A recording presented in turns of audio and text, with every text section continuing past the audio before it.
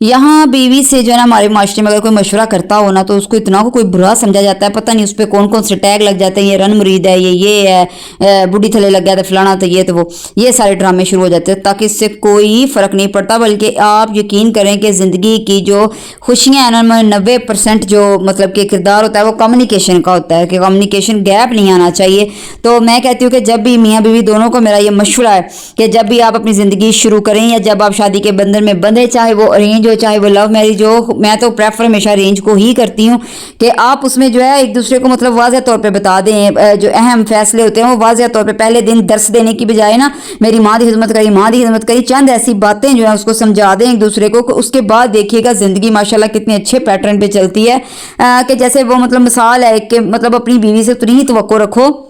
जितना आप खुद उसके लिए कर सकते हो। अगर आप वो कहते हो कि आप वो आपके वालिदैन की बड़ी खिदमत गुजार हो, फरमाबरदार हो, तो कोशिश करो कि थोड़े बहुत आप भी बन जाओ। तो इस तरह जो है ना वो थोड़ा सा निज़ाम जो है वो आसान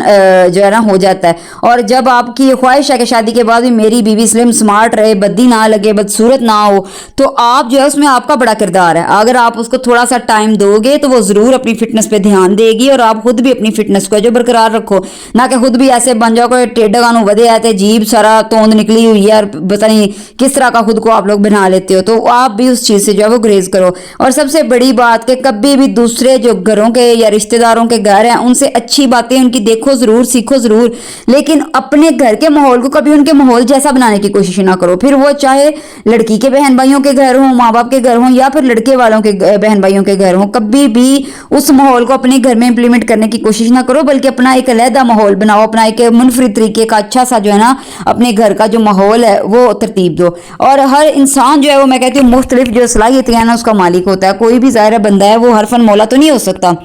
कोई 100 में एक लकी पर्सन हो तो ये एक अलग बात है, लेकिन ऐसा होता नहीं है। तो आप जो है ना जहाँ तक मुमकिन हो ना अपनी जो इनफरादी सलाहियतें हैं आपकी बीवी की हैं या आपकी हैं, आप हमेशा उनको तरजीह दें, ना कि किसी की औलादों को मिसाल बना बना के अपनी औलादों को बिगाड़ें, ना किसी की बीवी को मिसाल बना बना के अपनी बीवी के साथ झगड़े करें। तो ये सारे चाहे उसमें आपके फिर भतीजे भतीजियाँ क्यों ना हो और उसमें तो आपके भाइयों की बीवियाँ क्यों ना हो, आप अपनी बीवी की अच्छी क्वालिटीज़ ढूंढने की कोशिश करें ना, या फिर आपकी जो बीवी है वो खामद में अपने हामद अच्छी क्वालिटीज़ देखे, ना कि अपने बहनोइयों की मिसालें दे और ना किसी दूसरे तीसरे की मिसालें दे। और जब भी कभी आपस में मियाँ बीवी का झगड़ा हो जाए तो बस कोशिश करें कि बस मैं पहल कर लूँ, वो कोशिश करे कि मैं पहल कर लूँ। ये जो झगड़ा तवालत पकड़ जाता है ना, मतलब कि लंबा ले जाते हैं खींच के, फ़ायदा उसका कोई नहीं है। और सबसे बड़ी जो उसमें बेरहमी वाला काम होता है ना वो होता है जी ये जो आप फिर एक दूसरे से ना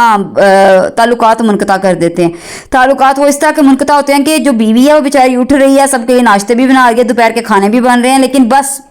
सारा टब्बर खा रहा है मज़े से, बच्चों की भी वो सारी ट्रीटमेंट चल रही है, उनको स्कूल लेके जाना आना हर काम हो रहा है, लेकिन सिर्फ एक काम नहीं हो रहा, हामद बीवी से बात नहीं कर रहा, बीवी हामद से बात नहीं कर रही, बिल्कुल चुप के रोज़े रख लिए हैं। तो ये बड़ी जो है ना वो ख़तरनाक किस्म की सिचुएशन होती है। तो ऐसी सिचुएशन से खुदा के लिए खुद को बचाएं और ख़ुद को ऐसी सिचुएशन में आपने नहीं जाने देना। जो ही कोई मामला इस तरह का बिगड़ता है, कुछ भी होता है, तो फ़ौरन पहल करने की कोशिश करें कि कोई बात नहीं, सॉरी मैं कर लेता हूँ। सॉरी करने से आपने छोटे या बड़े नहीं हो जाना, लेकिन आपका जो मामला है वो ज़रूर हल हो जाएगा। तो आप यकीन करें कि जब भी कभी आपका इस तरह का मामला बने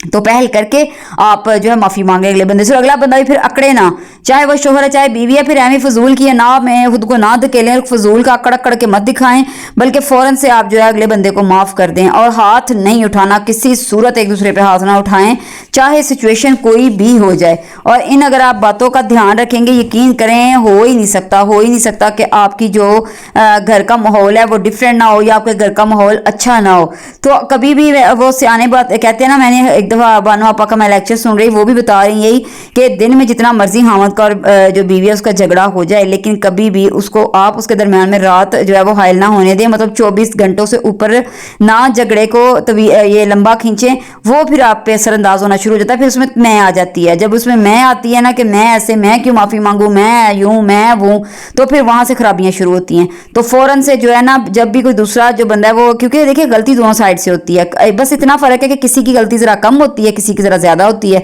तो दिल बढ़ा करके जो है ना माफ़ी देने की कोशिश करें, चाहे वो बीवी है चाहे वो शोहर है। ये जो गिन के मैंने 5 बातें आपको बताई हैं, ये 5 बातें अगर आप अपनी लाइफ में इंप्लीमेंट कर लेंगे, कोई तीसरा बंदा आपके दरमियान या आपके रिश्ते के दरमियान में घुस ही नहीं सकता, हो ही नहीं सकता। ये इतनी को स्ट्रांग जो है बॉन्डिंग बन जाती है। लेकिन हम क्या करते हैं, इतनी तवक्कुआत लगा लेते हैं